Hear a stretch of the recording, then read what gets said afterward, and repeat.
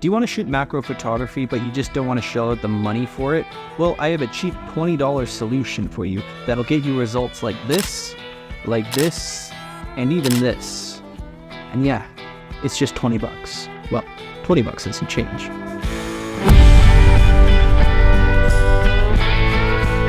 So to get started, first thing you will need is just any old lens you have kicking around. For me, I used a very cheap 50mm lens. I think the lens actually cost me $50, but that's what I'm using for these macro shots. And then the next thing you're gonna wanna get is this cheap Ultimax Professional 4-piece macro close-up filter kit.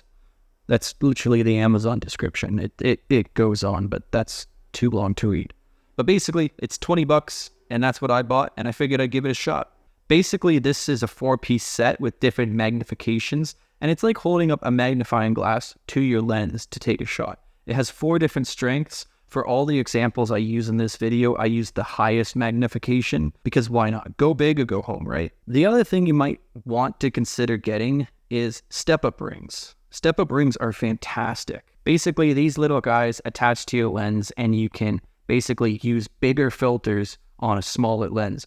So if you have a lens that's 77mm and the rest of your lenses are all smaller millimeters, then basically you can use these to adapt up to your largest filter. So you can buy all your filters for one lens and then use them on all different types of lenses. These guys are super handy to have, and I put a link in the description below if you want to pick them up. They're super cheap. I got the KnF concept ones. Step-up rings aren't necessary for this, but it's just a helpful tip. You know, use any filter on any camera lens, and it's just nice to have. So let's quickly just jump out into the field and see what shots we can get. God, this setup looks dumb, but it works. And if it works, it ain't dumb. I just set my camera to high continuous burst shot, and I was actually able to snag a picture of a dragonfly. Whether it turned out or not, I don't know. I had to like hide my camera through the bushes and go in and take a shot, but we'll see how that turns out. Yeah, high continuous burst shot, really helpful on days like this. A little dragonfly right in front of my camera. He's not flying away. I just gotta move back and forth to find my focusing point. High continuous burst shot. I couldn't tell if my focus was on him or not because the sun is so freaking bright in this direction. I couldn't see anything.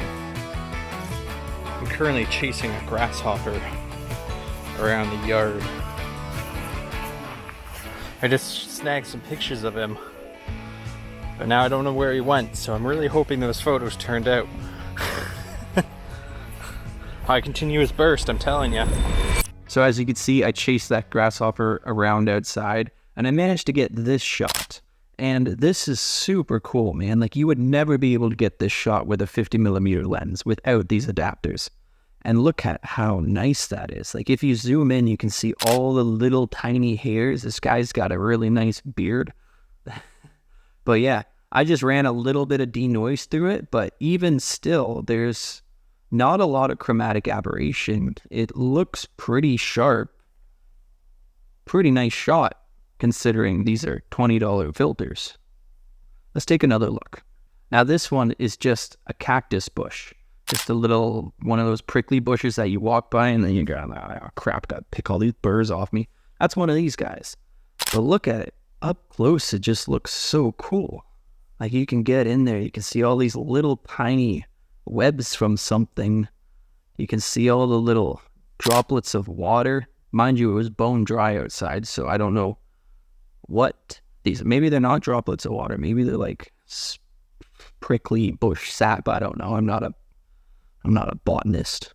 Absolutely crazy. Got a little bit of chromatic aberration here. You can see that orange on one side, blue on the other. But hey, you know what? It is what it is. It's a nice shot.